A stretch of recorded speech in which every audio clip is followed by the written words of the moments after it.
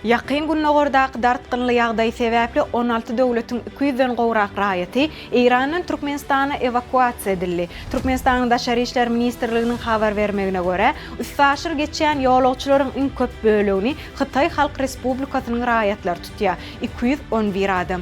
Soňky 3 gije günnüýüň dowamyny Russiýanyň, Amerikanyň Birleşen Ştatlarynyň, Kanadanyň, Saudy Arabistanyň, Şweýçaranyň we birnäçe Merkez Aziýa ýurtlarynyň 150 goly raýaty terk etdi.